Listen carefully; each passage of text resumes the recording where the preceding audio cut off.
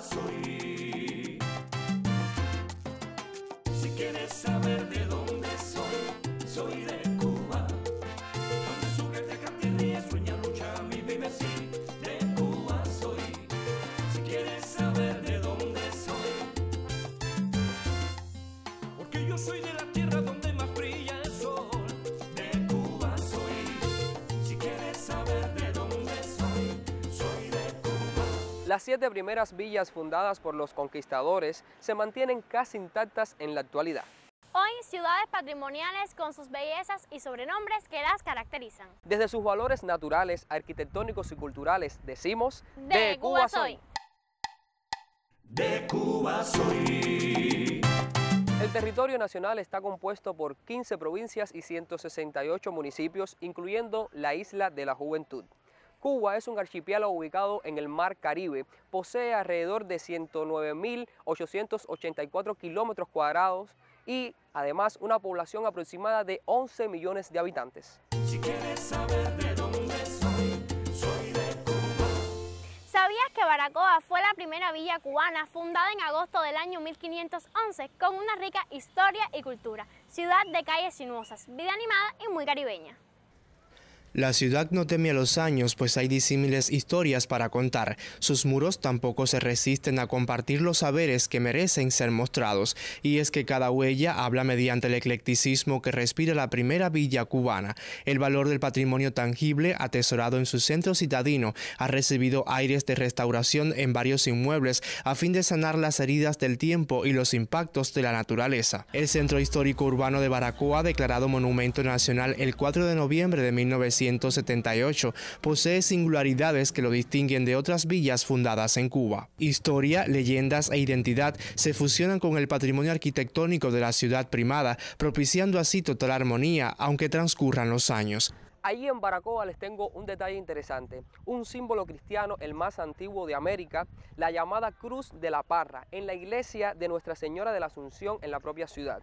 La única que se conserva de las que trajera Cristóbal Colón en sus viajes de descubrimiento en 1492, diseminadas por toda la América, considerada la más antigua reliquia histórico-religiosa del encuentro entre dos culturas. Cristóbal Colón plantó 29 cruces en los distintos viajes que hizo por América y la Cruz de la Parra nuestra es la única que se conserva. Esa cruz fue celosamente guardada por los que la encontraron años después. Se le llama Cruz de la Parra porque precisamente la madera es de un árbol que vive aquí en esta tierra, que se llama uvilla.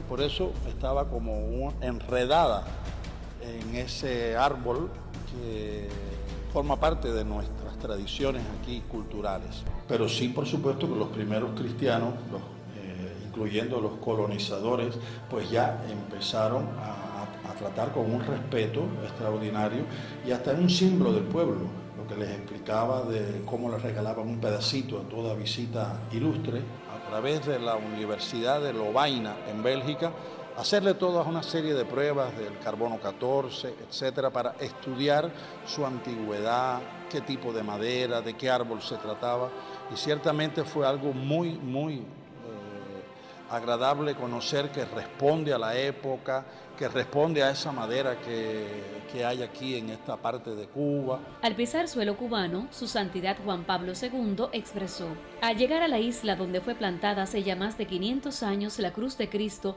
cruz celosamente conservada como un tesoro en el templo parroquial de Baracoa, saludo a todos con particular emoción y gran afecto.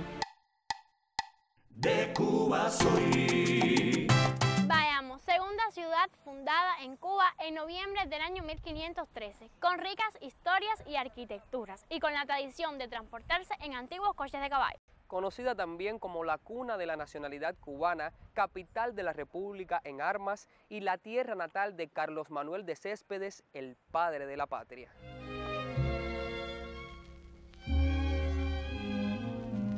No recuerdas gentil Vallamesa, que tú fuiste mi sol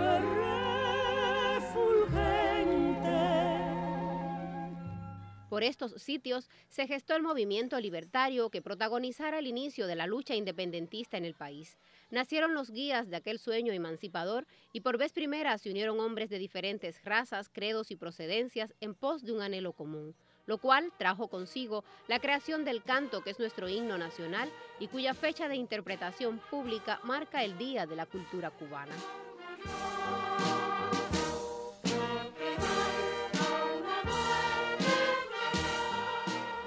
El bayamo efervescente del siglo XIX también legó a la posteridad la primera obra literaria cubana, el único fresco patriótico existente en el interior de una iglesia, la primera melodía trovadoresca de la nación, un estandarte que nos junta ante la Asamblea Nacional y el orgullo inmenso de pertenecer a la mayor isla antillana.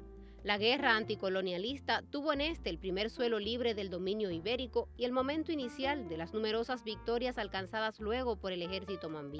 Acontecimiento que posibilitó radicara en la próspera comarca un gobierno revolucionario sin precedentes en la historia patria. El mismo reconocía derechos y deberes impensados en la Cuba de entonces. La villa era ejemplo de insurgencia. Se precisaba acallar tanto éxito. Por ello, los españoles envían al experimentado Blas de Villate, conde de Balmaceda, con sus huestes. Ante la posibilidad de caer nuevamente en manos del poder colonial, Bayamo se ofrendó en sacrificio a la libertad. Las llamas redujeron todo a cenizas y humo. Dicen que ese día en el cielo revoloteaban palomas y que a partir de entonces el mundo supo existía un país al que le habían nacido convicciones, dispuesto a darlo todo por la independencia. El siglo XX cubano halló bayameses fieles, amantes de la paz, el progreso y la justicia. Se entregaron a la nación con el mismo desprendimiento de antaño. Otra vez, en el mestizo San Salvador, cultura, historia e identidad abonaron el camino a la libertad soñada, haciendo del nuestro un peculiar proceso conformador de esencias.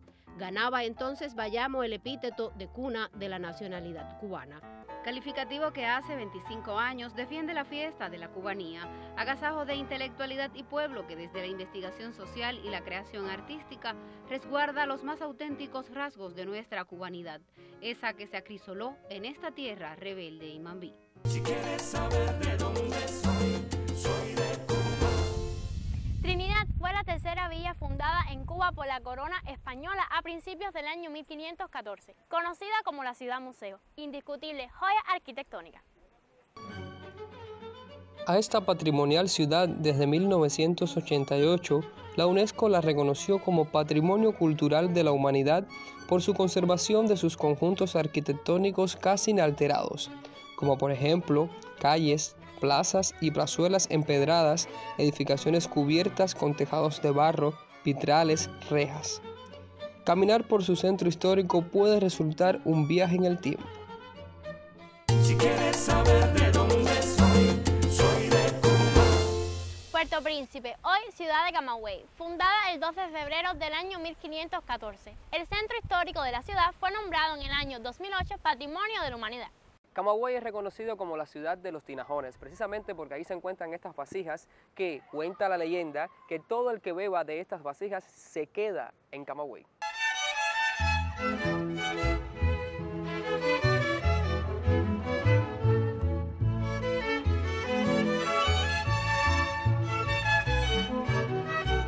El tinajón es el símbolo camagüeyano por excelencia. Su ventrudo corpachón y su boca de perenne bostezo asoman por todos los rincones de la comarca principeña como si a cada paso quisieran recordarnos que Camagüey no puede concebirse sin su presencia.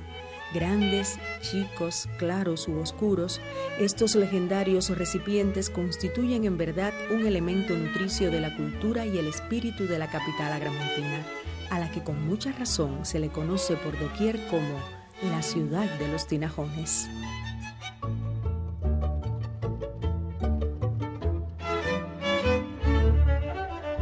Como otros inventos, el tinajón camagüeyano también es hijo de la necesidad. Su historia se remonta a los albores del siglo XVII. Todo parece indicar que por aquel entonces la villa de Santa María del Puerto del Príncipe padecía una recurrente escasez de agua potable a pesar de la vecindad de los ríos Tínima y Atibónico. Esta circunstancia, según los especialistas, hizo perfecta conjunción con la cercanía de tierras arcillosas, capaces de proveer un barro de excelente calidad, y con el hecho de que entre los emigrantes españoles asentados aquí, había muchos conocedores del arte de elaborar vasijas con ese material. La coincidencia de tales factores terminó por dar a luz una floreciente industria alfarera, cuyo eje lo constituyó precisamente la fabricación de tinajones.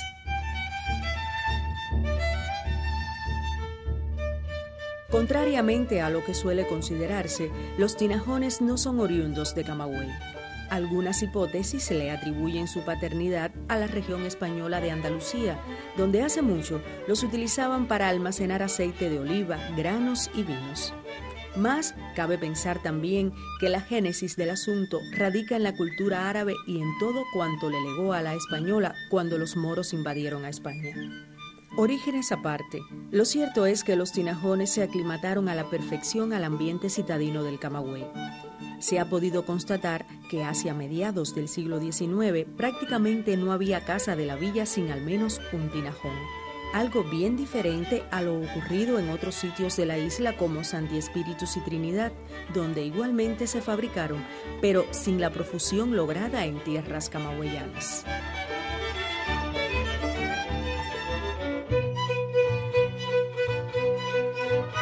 Aunque nadie podría decir categóricamente quién inauguró la tradición de construir tinajones por estos lares, existen evidencias que apuntan hacia un lugareño nombrado Simeón Recio, padre de Jacinto Recio y Sotolongo, quien fungiría alguna vez como alcalde ordinario de la villa principeña. De lo que sí no hay duda es de que, desde comienzos del siglo XVIII hasta bien entrado el XIX, la manufactura de tinajones gozó de excelente salud en Camagüey. Uno tras otro, salían entonces de los numerosos tejares de la ciudad e iban a poblar los típicos patios de las viviendas camagüeyanas, donde ocupaban siempre un espacio privilegiado. Allí se hacían acompañar por ingeniosos sistemas de canales de madera u hojalata, los cuales garantizaban el llenado con agua cada vez que llovía.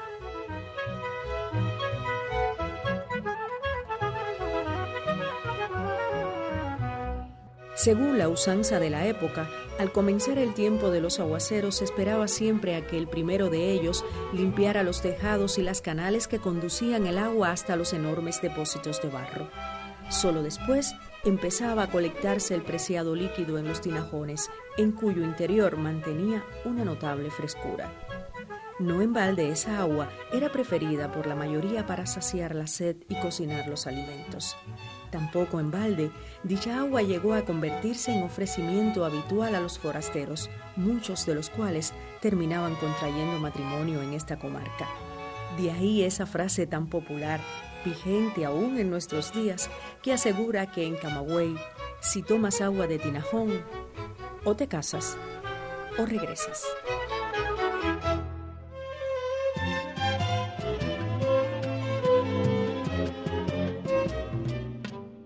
Con el paso de los años, los tinajones fueron variando de forma.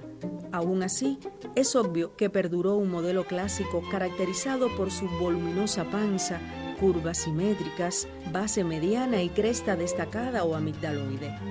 Hubo, incluso, gran cantidad de artesanos que asumieron su modelado no solo como una fuente de sustento personal, sino además como una manera de mostrar sus dotes artísticas, ya que decoraban los tinajones con motivos ornamentales sobre el barro, haciéndolos de este modo más agradables a la vista.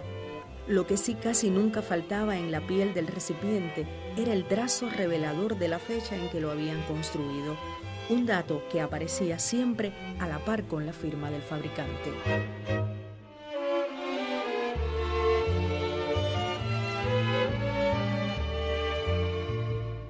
Así, transpirando los unos la humedad de los siglos, tentando los otros a las lluvias desconocidas aún, los tinajones continúan preservando entre sus paredes el espíritu inconfundible de esta ciudad. Y mientras la vida sigue su curso con ese ritmo vertiginoso que a veces ni deja tiempo para ver, estos legendarios recipientes secundan nuestro paso y vuelven a bostezar, definitivamente seguros de que serán, por los siglos de los siglos, la palabra más exacta para decir Camagüey.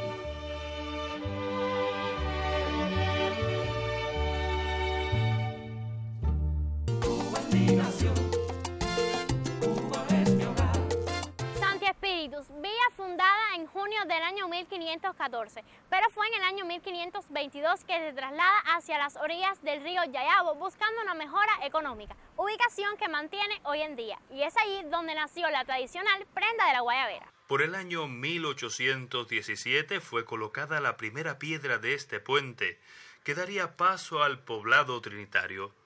Una construcción proyectada desde finales del siglo XVIII, y más allá de la leyenda, fue levantado con ladrillos, arena y cal. Todo dispuesto en una estructura de inspiración románica, destinada a erguirse hasta 9 metros de altura y 85 de largo. Desde su inauguración el 12 de julio de 1825, el puente sobre el río Yayabo ha sufrido reformas y reparaciones. Una de ellas en 1901, cuando fue pavimentado para mejorar el paso de los transeúntes y eliminar las filtraciones. Ahora, el puente Yayabo se acerca a los 200 años con la fortaleza de siempre, y aunque necesita algunas reparaciones por la erosión del agua y el tiempo, parece incansable en su intención de símbolo de esta ciudad espirituana. Si quieres saber de dónde soy de Cuba. San Cristóbal de La Habana fue fundada en el año 1519 al norte de la región occidental de la isla, cerca de una bella bahía de Bolsa. El 16 de noviembre de ese propio año, en las márgenes de una ceiba, se realizó el primer cabildo y la primera misa, quedando declarada la fundación de la villa, que más tarde se convirtiera en la capital colonial en 1589.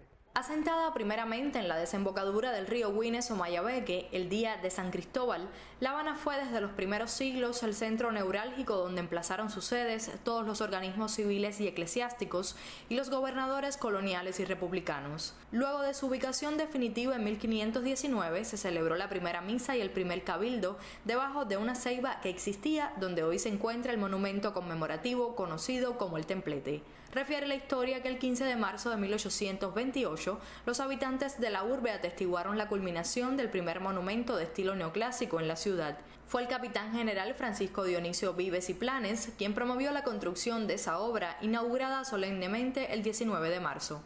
Desde ese entonces, el templete, por sus valores históricos, arquitectónicos, políticos y simbólicos, asumió un papel preponderante dentro de la fisonomía de la Plaza de Armas, construida en 1519 y la más antigua de la capital cubana.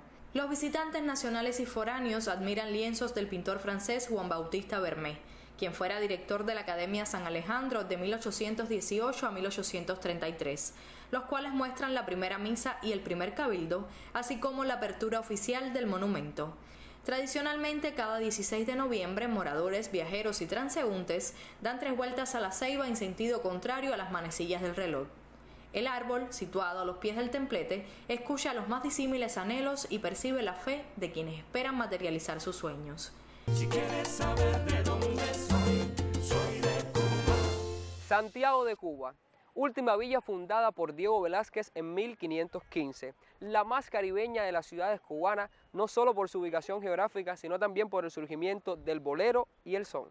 A la ciudad de Santiago todos la llaman con orgullo la cuna de la revolución, ya que allí comenzó la lucha contra el dictador Fulgencio Batista con las acciones del 26 de julio del año 1953 hasta culminar el 1 de enero del año 1959 con el triunfo de la revolución.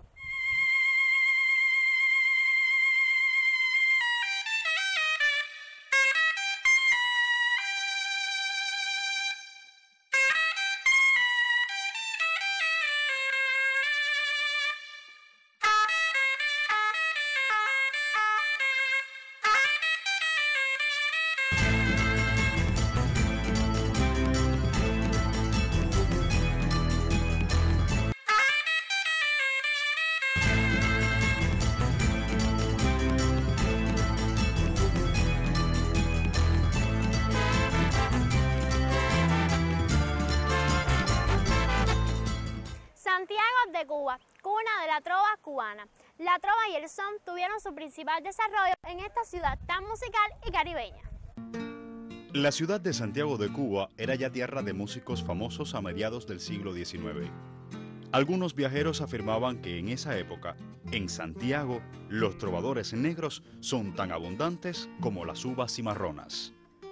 Lo cierto es que la historiografía musical que sitúa a Laureano Fuentes como el compositor más importante del siglo XIX también destaca la obra de Cratilio Guerra, Rafael Salcedo, Antonio Boza y Rafael Inciarte, entre otros muchos grandes de la música en el Santiago XIX.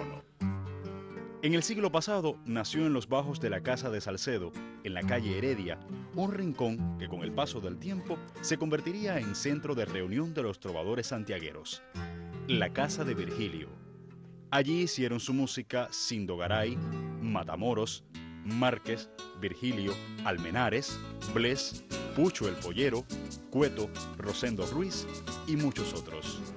Hablar de la trova cubana y en especial de la santiaguera es hablar de José Pepe Sánchez, precursor de la trova e inspirador del primer bolero cubano titulado Tristezas, creado por él en el año 1883 y que fue el punto de partida para que otros creadores de Santiago de Cuba y otras provincias del país pues continuaran este género que en estos momentos tiene una vigencia total. Debemos también mencionar bardos de tanta importancia en Santiago de Cuba como Cindo Garay y tantos que en cantidad, es decir, cualitativamente y cuantitativamente, fueron tan grandes, fueron tan espontáneos, fueron tan sinceros en sus obras, que muchos críticos han ligado la trova cubana como un renacer, igualmente lo mismo que pasó en el Renacimiento en Italia con la camerata florentina. El ambiente de Santiago de Cuba en aquella época suponemos que era el ideal, el momento de las serenatas, de los trovadores solistas, dúos, tríos, cuartetos, en las ventanas de la Amada, donde ellos le proponían sus obras musicales, o las peñas de los barrios santiagueros como Los Hoyos, El Tirolí, Plaza de Marta, donde se reunían todos aquellos trovadores para conversar, para cantar, para tratar cada uno la última obra que tenían y valorar cada uno de ellos con todos sus compañeros y amigos, todo el nivel, toda la espontaneidad y toda la musicalidad que ellos habían creado en los distintos géneros que dije anteriormente. Es por eso que a pesar de haber pasado tantos años, la trova santiaguera constituye uno de los blasones de nuestra música popular. La Casa de la Trova es hoy un lugar sagrado de la cultura cubana.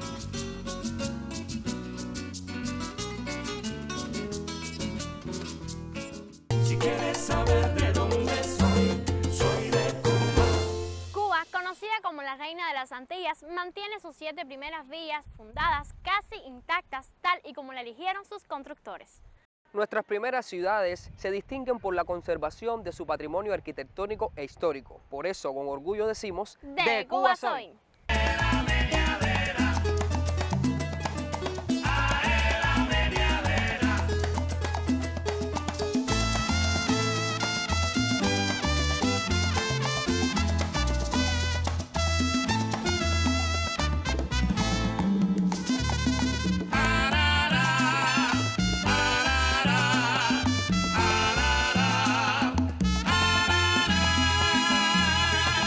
Vamos a bailar que la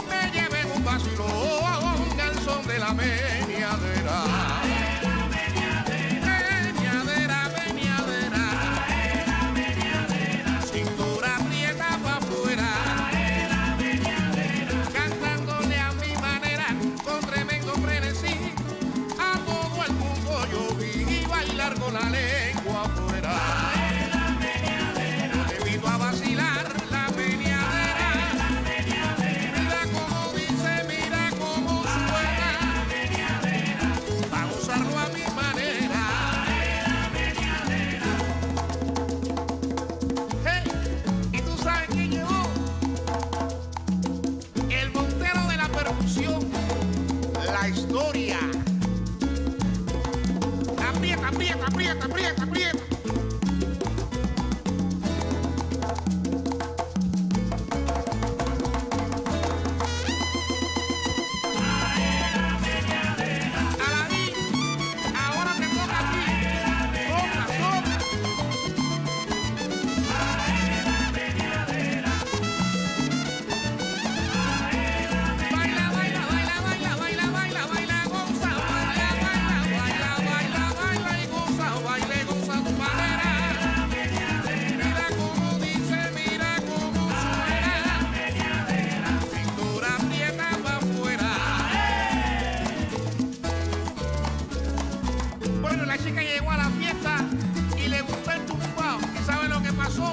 Llegó, se meneó y se quedó. Así que mira cómo dice